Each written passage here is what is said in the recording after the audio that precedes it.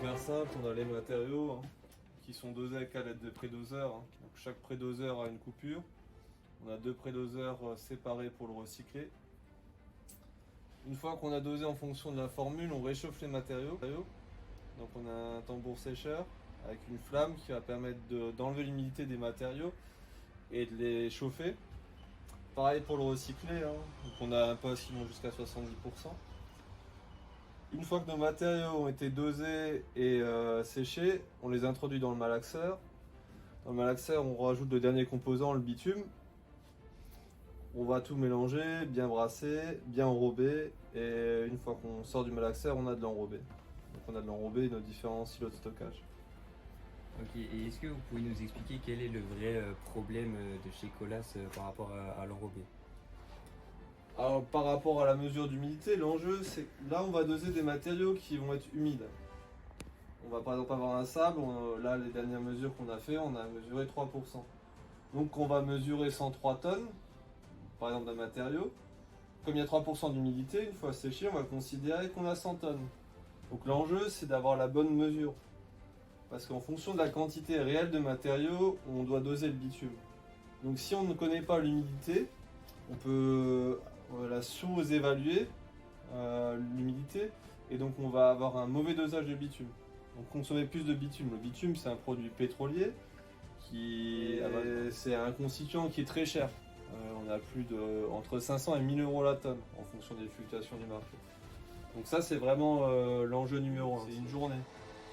Donc l'idéal c'est on a le camion qui arrive, on met la moyenne mesure rapide, on fait un échantillonnage et tout de suite on peut voir au cours de la journée si notre fournisseur nous donne. La part énergétique et bitume, c'est 2 facteurs qui ont une grosse incidence sur notre mesure d'humidité portable. Oui. Pouvoir le transporter directement. C'est ça. Le camion il arrive, il benne avant de le remonter dans le tas.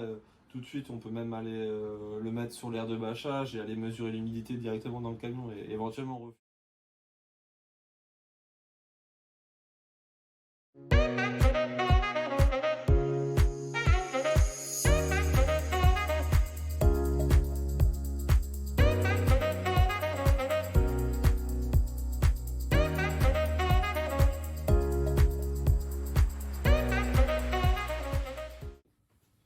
Donc je vais vous présenter la solution à laquelle j'ai pensé.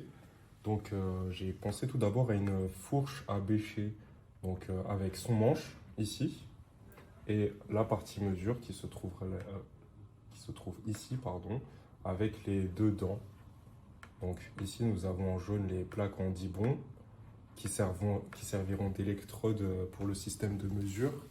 Et couplé à cela, nous aurons un petit boîtier développé par l'INSA qui effectuera les mesures électroniquement. Donc ici, nous avons prototypé donc le système de... Donc je vais maintenant vous présenter ma solution, si vous voulez bien vous rapprocher, monsieur le caméraman. Donc je vais vous faire un petit 360 au départ. Ma solution, c'est quoi? C'est une valise pour faire des grandes mesures.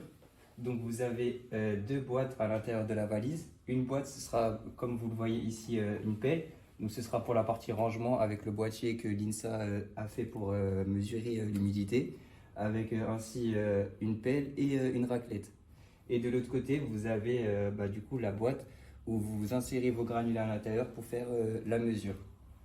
Avec les 2 charnières, donc vous fermez les 2 couvercles. Sur la partie de la boîte où il y a le stockage, enfin où il y a la pelle, etc., vous avez une plaque qui est en plexiglas, donc vous pouvez voir à l'intérieur la mesure directement, et vous avez une poignée pour pouvoir porter la valise. Et ici vous pouvez voir, j'ai mon prototype, donc avec les 2 ressorts, enfin j'ai 4 ressorts ici pour fixer sur la plaque de dibond. Et j'ai encore une autre plaque de dibond à l'intérieur. Et donc lorsque vous fermez le couvercle, avec les ressorts, la plaque va s'appuyer sur les granulats, ce qui va faire que vous allez avoir une meilleure mesure.